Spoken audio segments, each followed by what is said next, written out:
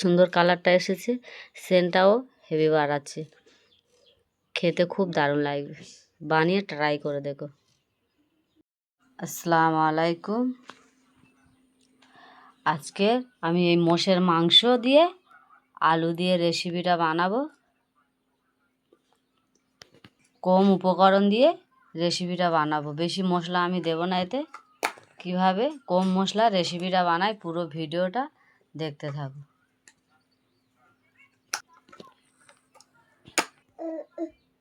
আমি অল্প উপকরণ দিয়ে রেসিপিটা বানাবো।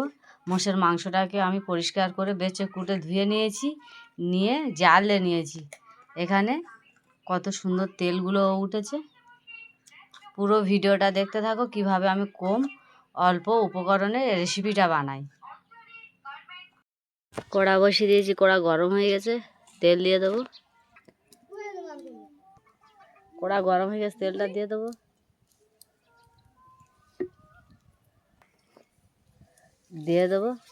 তেল গরম হয়ে গেছে, তেজপাতাটাও দিয়ে দেবো। গরম মশলাটা দিয়ে দেবো, গোটা গরম মশলা। পেঁয়াজ বাটাটা দিয়ে দেবো। আদা রসুনটা দিয়ে দেবো। পেঁয়াজটা লাল লাল করে ভেজে নিয়েছি। দিয়ে দেবো জিরে বাটাটা দিয়ে দিয়েছি। দিয়ে দেবো পরিমাণ মতো লবণ, হলুদের গুঁড়ো পরিমাণ মতন, লঙ্কার গুঁড়ো পরিমাণ মতন, অল্প একটু পানি দিয়ে মশলাটা কষিয়ে নেব।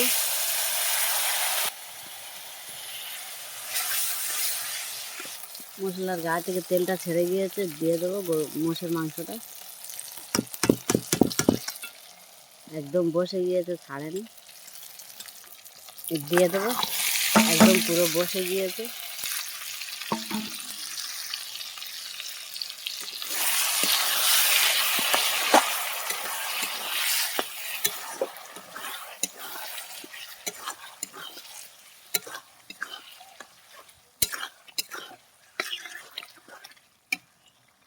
আলুটা দিয়ে দেবো।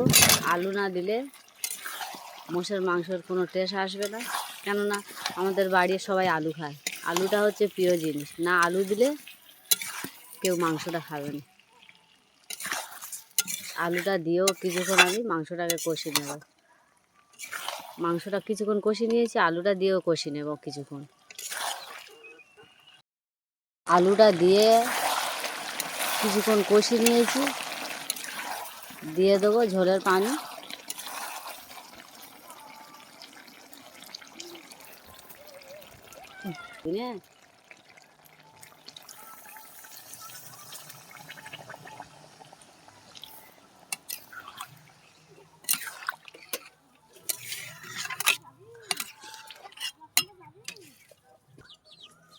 ঝোলের পানিটা দিয়ে দিয়েছি, ঢাকনা দিয়ে দেবো। ঢাকনা দিয়ে জাল দিয়ে নেব, জাল দিয়ে কমপ্লিট করে নেব। পুরো ভিডিওটা দেখতে থাকো শেষ পর্যন্ত। রেসিপি কমপ্লিট, ঢেলে নেব আমি। গরম মশলার গুঁড়ো একটু ছড়িয়ে দেবো।